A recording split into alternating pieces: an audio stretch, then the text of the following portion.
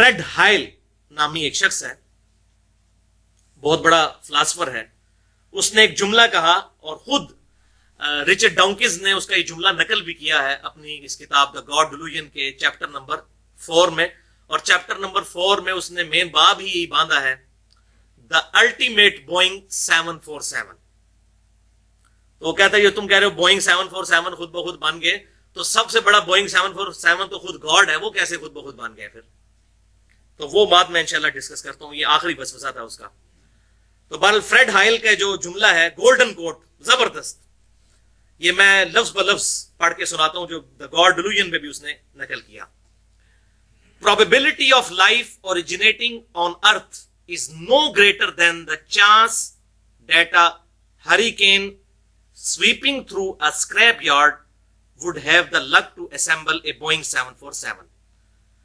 Fred हाइल कहता है कि इस बात का इम्कान कि जिंदगी खुद ब खुद जमीन पर पैदा हो गई, इससे ज्यादा इम्कान नहीं है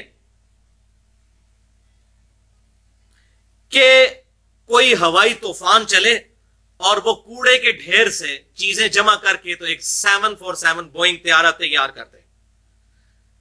ये तो फिर भी हो सकता है, इससे ज्यादा मुश्किल फिनोमेना जो है वो जिंदगी का प्रोड्यूस होना है जमीन के ऊपर। और जाहिर है कि हमें तो कभी वहम भी नहीं आएगा।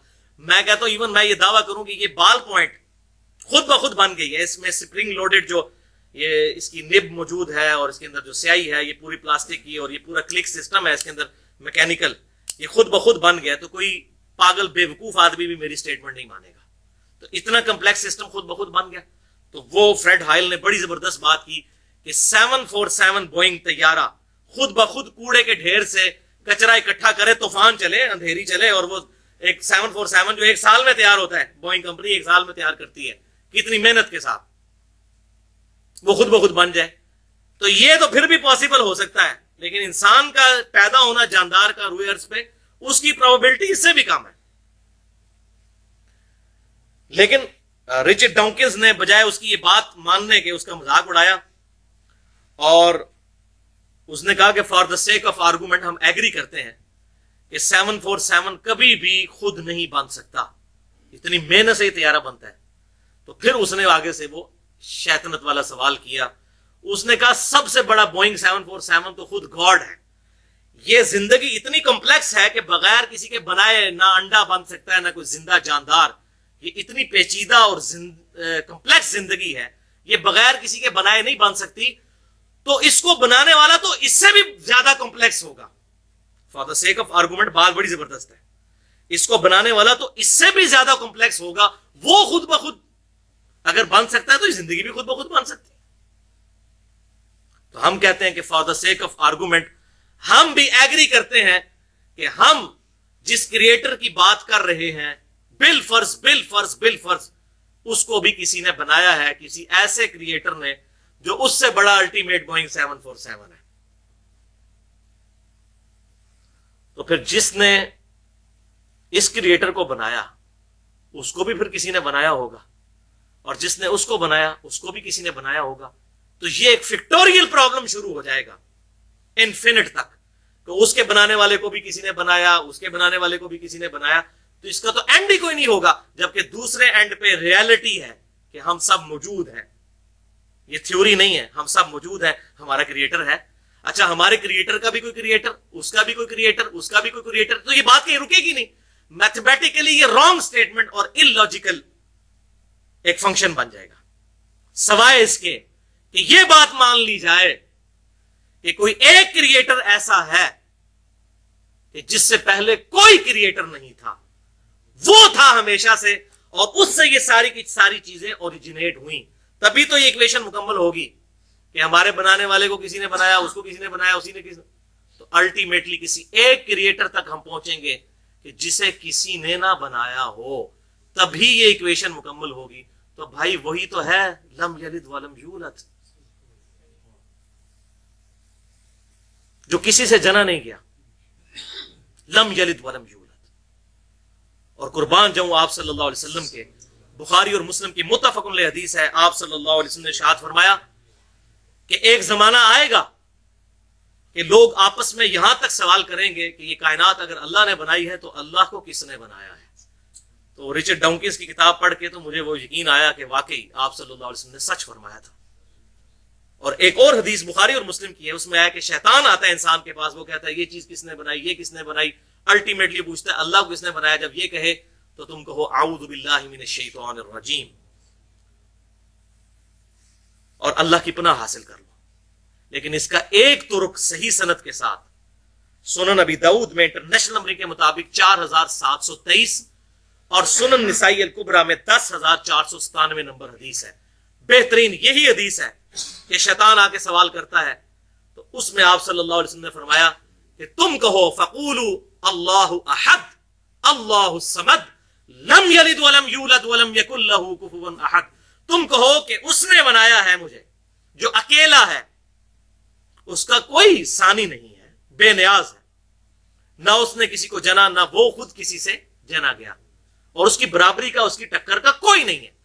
یہ سورۃ الاخلاص جو ٹچ سٹون آف تھیولوجی ہے، توحید کا سمجھ لیں کسوٹی، جو یہ گولڈ سمتھ سنیاروں کے پاس کسوٹی ہوتی ہے نا، ٹچ سٹون آف تھیولوجی سورہ اخلاص ہے. تو تم یہ سورہ اخلاص پڑھ دیا کرو. اور ایک اور حدیث بخاری اور مسلم کی ہے جس میں آپ صلی اللہ علیہ وسلم نے ارشاد فرمایا کہ جب شیطان یہ وسوسہ دلائے تو کہا کرو آمنت باللہ ورسولہ، میں ایمان لایا اللہ پر اور اس کے رسولوں پر. اب یہ کہنا تو بڑا سادہ سا جملہ ہے، لیکن اس کے پیچھے کیا فلسفی ہے کہ دنیا میں ہزاروں پیغمبر آئے، رپورٹ ہوئے مختلف علاقوں میں، اور ہزاروں پیغمبر ایک ہی بات کرتے رہے کہ آخرت کا دن ہے، ہمیں پیدا کرنے والا ایک اللہ ہے جو اچھائی سے خوش ہوتا ہے، برائی سے ناراض ہوتا ہے، دنیا میں کسی کے ساتھ زیادتی نہ کرو، اس کے احکامات کی پیروی کرو. تمام انبیاء ایک ہی دعوت دیتے آئے. وَلَقَدْ بَعَثْنَا فِي كُلِّ أُمَّةٍ رَسُولًا أَنِ اعْبُدُوا اللَّهَ وَاجْتَنِبُوا الطَّاغُوتَ. ہم نے ہر قوم میں کوئی نہ کوئی پیغمبر بھیجا ایک ہی دعوت کے ساتھ کہ اللہ کی عبادت کرو اور اجتناب کرو طاغوت سے. ہزاروں پیغمبر ایک ہی بات کرتے آئے. بھائیو یہ اتنا بڑا اتفاق کیسے ہو سکتا ہے کہ ہزاروں پیغمبر ایک ہی بات کریں؟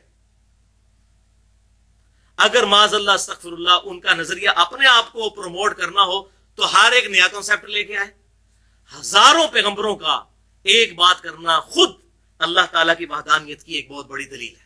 اور پھر ان کا کریکٹر کہ وہ پیغمبر ایسے کہ پوری قوم ان کے کریکٹر کو ماننے والی. ہزاروں پیغمبر مختلف قوموں میں ہر جگہ ان کا کریکٹر ایک اور سب ایک بات کریں. اتنا بڑا اس نے اتفاق کیسے ہو سکتا ہے؟ اس کی تو زیرو پروبیبلٹی ہے. اب آپ کو بات سمجھ آئی بخاری اور مسلم کی کہ جب شیطان وسوسہ دلائے تو کہو آمنت باللہ ورسولہ، میں ایمان لایا اللہ پر اس کے رسولوں پر. ہزاروں سچے پیغمبر جھوٹی بات نہیں کرتے جن کا کریکٹر انسانیت نے مانا ہوا ہے. اللہ. تو یہ لاجیکلی وسوسہ کل ہوا. اب آخری 4-5 منٹ میں ضمناً میں وہ بات بھی ایڈریس کر دوں. یہ بھی وسوسہ دیا جاتا ہے کہ بتاؤ کہ کیا اللہ تعالیٰ اپنے ساتھ کا کوئی الہ پیدا کر سکتا ہے؟ یہ سوال ہوتا ہے. یا اللہ تعالیٰ چاہے کوئی ایک پتھر ایسا بنا سکتا ہے جسے خود نہ اٹھا سکے؟ اس کا جواب کیا دیا جائے؟ تو بھائیو بائی ڈیفینیشن یہ سوالات ہی غلط ہیں. اگر آپ سے کوئی پوچھے کہ بتائیے جب آپ کے ابو جان کی آپ کی امی جان کے ساتھ پہلی شادی ہوئی تھی اس وقت آپ کی عمر کتنی تھی؟ تو آپ کہیں گے یہ تو سوال ہی غلط ہے جناب، ان لاجیکل سوال، میری عمر کہاں سے ہونی تھی؟ اور اس کو علم الکلام میں کہا جاتا ہے محال. اس طرح کے جو ان لاجیکل کوسچن ہیں اس کو کہا جاتا ہے محال. یہ بائی ڈیفینیشن ہی غلط ہے. کیوں؟ اگر کوئی شخص یہ کہے کہ اللہ تعالیٰ کیا اس بات پر قادر ہے کہ اپنے ساتھ کا کوئی اور الہ پیدا کر لے، تو ہم کہیں گے کہ بھائی یہ سوال ہی لاجیکل ہے، اس لیے کہ جو پیدا ہوگا وہ الہ تو ہو ہی نہیں سکتا، وہ تو مخلوق ہوگا. خالق کی تو ڈیفینیشن ہی یہی ہے لم یلد ولم یولد، وہ اوریجن ہو. تو اللہ تعالیٰ کیا اور کوئی الہ پیدا کر سکتا ہے؟ تو ہم کہیں گے یہ سوال ہی غلط ہے، یہ محال ہے. آپ اس کو کہنا کہ اللہ کی قدرت میں داخل نہیں، بھائی یہ سوال ہی غلط ہے. اچھا اسی طریقے سے کیا اللہ تعالیٰ کوئی ایسا پتھر بنا سکتا ہے جس کو خود نہ اٹھا سکے؟ تو ہم کہیں گے یہ بائی ڈیفینیشن ہی سوال غلط ہے. خود نہیں اٹھا سکتا تو وہ الہ نہیں ہے. اچھا وہ کہتے ہیں نہیں اگر وہ بنا نہیں سکتا تو پھر الہ، تو یہ سوال ہی غلط ہو جائے گا. کوئی بھی چیز الہ کی کیپیبلٹی سے باہر نہیں ہو سکتی، اس کے قابو سے باہر نہیں. ان اللہ علی کل شیء قدیر. تو یہ سوال اس کے جواب میں ہم کہیں گے محال ہے. اسی طریقے سے اگر کوئی شخص یہ کہے کہ اللہ تعالیٰ چاہے تو نبی صلی اللہ علیہ وسلم کے بعد بھی کسی کو پیغمبر بنا کے بھیج سکتا ہے، تو ہم کیا کہیں گے؟ محال ہے. کیوں؟ قرآن پاک نے فیصلہ کر دیا ما کان محمد ابا احد من رجالکم ولکن رسول اللہ وخاتم النبیین. خاتم بھی ہے اور خاتم بھی ہے، دونوں چیزیں قرآن میں بھی احادیث میں بھی آیا. تو اب یہ خاتم نبوت کی ڈیفینیشن کے منافی ہو جائے گا کہ اللہ تعالیٰ کوئی اور پیغمبر بھیج دے. انہیں جی اللہ تعالیٰ چاہے تو کر سکتا ہے، تو ہم کہیں گے نہیں. کیوں؟ قرآن میں آیا لا تبدیل لکلمات اللہ. اللہ کے کلمات نہیں بدلتے، جو کلمات بدل دے وہ اللہ نہیں ہے، اور جو اللہ ہے وہ کلمات نہیں بدلتا. جو جھوٹ بولے وہ اللہ نہیں ہے، اور جو اللہ ہے وہ جھوٹ بولتا نہیں ہے. کوئی بھی نٹوریس کوالٹی اللہ تعالیٰ کے ساتھ منسوب نہیں کی جا سکتی. کیا اللہ تعالیٰ جھوٹ بولنے پر قادر ہے؟ ہم کہیں گے کہ یہ سوال ہی غلط ہے. ٹھیک ہے. اسی طریقے سے کیا اللہ تعالیٰ چاہے تو موسیٰ علیہ السلام کو دوزخ میں اور فرعون کو جنت میں بھیج دے؟ تو ہم کہیں گے محال ہے. تو یہ ہوگی محال کی ٹرم. اور دوسری ٹرم ہے مقدور، اس کے اپوزٹ. مقدور ہے جو اللہ تبارک و تعالیٰ کی قدرت میں چیزیں داخل ہیں چاہے اس نے نہ کی ہوں. مثلا اگر کوئی شخص کہے کیا اللہ تعالیٰ ایسی سیڑھی بنا سکتا ہے جس سے ہم آسمان پہ چڑھ جائیں؟ تو ہم کہیں گے ہاں بنا سکتا ہے، اگرچہ اس نے بنائی نہیں ہے، لیکن اللہ تعالیٰ اس بات پر قادر ہے. اللہ تعالیٰ چاہے تو آگ کو ٹھنڈا کر سکتا ہے، بالکل کر سکتا ہے. عموماً نہیں ہوتی، لیکن جب چاہے کر سکتا ہے. ابراہیم علیہ السلام کے لیے کی. تو فزیکل فینومینا آف نیچر جتنے ہیں وہ اللہ تعالیٰ کی مخلوقات ہیں، جب چاہے اللہ تعالیٰ ان کو توڑ سکتا ہے جس وقت چاہے. ہمیں نیند سے بے نیاز کر سکتا ہے، بالکل کر سکتا ہے. جنت میں کرے گا، وہاں نیند نہیں ہے، جنت میں رات نہیں ہے. پیشاب سے بھی بے نیاز کر دے گا. صحیح مسلم میں حدیث ہے خوشبودار ڈکار آئے گی سارا کھانا ہضم، پیشاب کی ضرورت ہی کوئی نہیں. تو یہ سارے فزیکل فینومینا آف نیچر اللہ تعالیٰ ان فینومیناز کا پابند نہیں ہے. اللہ تعالیٰ جب چاہے ان کو توڑ سکتا ہے. یہ تمام چیزیں مقدور ہیں.